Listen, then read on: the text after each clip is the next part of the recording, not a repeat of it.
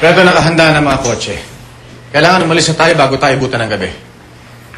Isabay mo na lang si Betty. Aba, let's go. No. Wait. Betty, kailan dati ka na sumakay? Isabel sa si Buboy sasabay sa akin.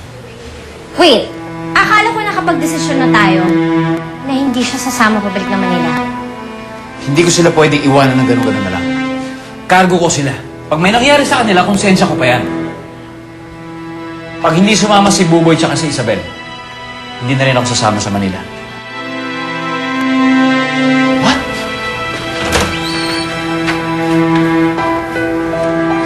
Juan, hayaan mo na siya. Hayaan mo na ang kahangalan ng anak mo.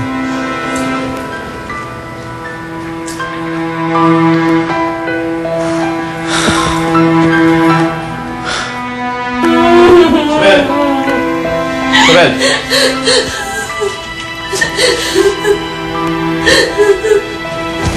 Halika na. Halika na.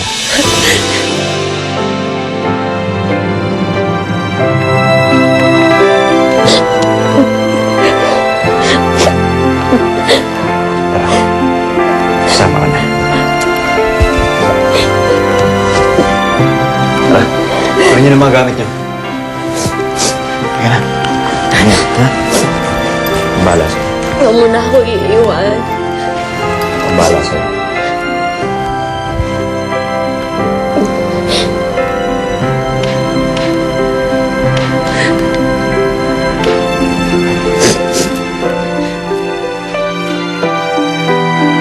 Tanga ko.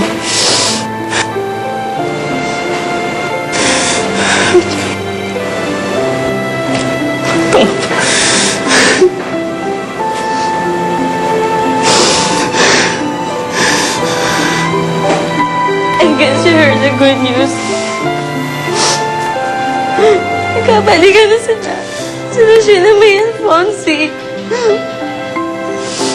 Akala ko ikaw yung pinagpalitan ni Sheila May kay Fonsi. Oo nga pala.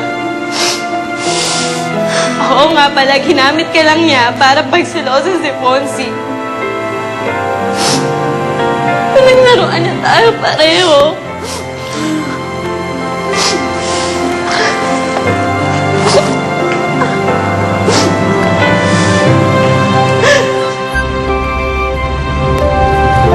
Sir Fredo, mukhang nagiging pabigat na kami sa inyo ni Buboy. Si Isabel, hindi. Hindi lang kami pabigat sa'yo. Kayo pa yung nagiging dahilan kung bakit nag-aaway kayong mag-ama. Hindi na nga ako nakakatulong sa'yo. Ginugulo ko pang relasyon ng ama mo. Kaya siguro mas mabuti talaga na umalis na lang kami. Isabel, kahit nung hindi ka pa dumarating sa buhay ko, hindi na kami magkasundo ng daddy ko. Pero mas magiging maayos kung aalis na lang kami ni Buboy. Siguro ito na rin yung tamang panahon para mabuhay kami ni Buboy nang wala ka, na hindi sumasandal sa'yo. Para sa ikabubuti namin. At para sa inyong mag-ama. Hindi ko lang talaga alam kung paano maayos yung problema namin ni daddy.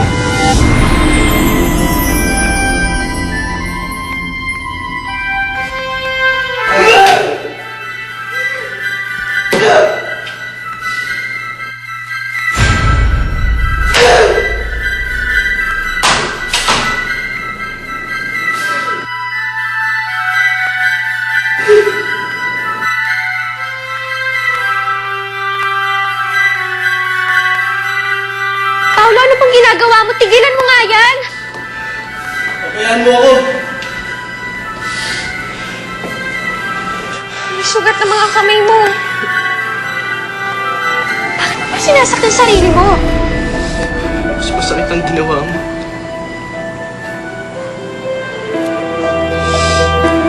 Ginamit mo lang ako. Ginamit mo lang ako. Ginamit mo lang ako.